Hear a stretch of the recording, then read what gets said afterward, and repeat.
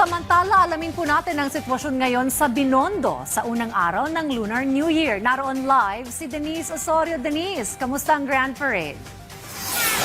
Gayan, umulan man o umaraw, tuloy pa rin ang kasiyahan dito sa Binondo, Manila na bahagi pa rin ng mga selebrasyon ngayong araw ng Lunar New Year 2026, Year of the Fire Horse. Kani-kanina lamang nagkaroon ng Grand Parade ang Filipino-Chinese community kung saan naghagis sila ng mga hongpao o mga pulang sobre na naglalaman ng pera na katumbas ang isang lucky number. Tumutugma rin ang value o amount ng nilalaman nito sa tradisyon na good things come in pairs. Ang ilang hongpao naman ay may laman na maliit na Jin-chan o Golden Fortune Bullfrog na may 3 bias na nagsisimbolo ng prosperity sa feng shui.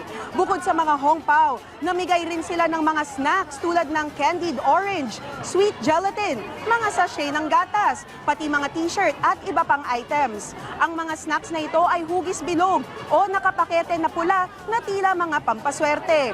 Ang mga kababayan nating dumalo, hindi lang para sa ulan ginamit ang mga payong na bitbit, kundi para rin makasalo ng mga ibinabahaging mga pampaswerte. Pinangunahan ng naturang Lunar New Year Grand Parade ni na Chinese Ambassador to the Philippines, Jing Chen, Federation of Filipino-Chinese Chambers of Commerce and Industries Incorporated, President Victor Lim, at ni Manila City Mayor Isko Moreno.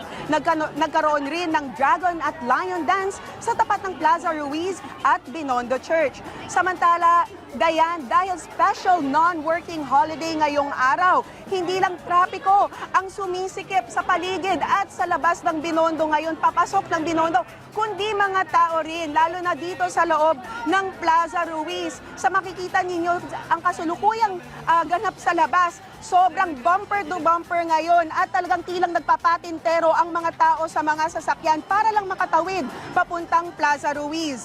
Ang estimated crowd natin ngayon as of 5 p.m. dito sa loob ng Plaza Ruiz pa lang ay nasa mahigit 1,000 na. At kahit pa umulan, Dayan, todo suporta ang ating mga kababayan, hindi lang sa kulturang Chinoy, pati na rin sa mga micro, small, and medium enterprises na nandito sa Food Bazaar na hanggang February 22. Samantala, dito naman sa likuran ko, merong isang stage at inaantabayanan natin ngayon ang magiging cultural program na magsisimula mamayang alas 6:30 ng gabi. At inaantay rin natin ang mga mensahe ng ilang mga opisyal para sa selebrasyon ngayong araw. At yan ang pinakahuling balita mula rito sa Plaza Ruiz, Binondo, Manila. Balik sa'yo, Dayan. Maraming salamat, Denise Osorio.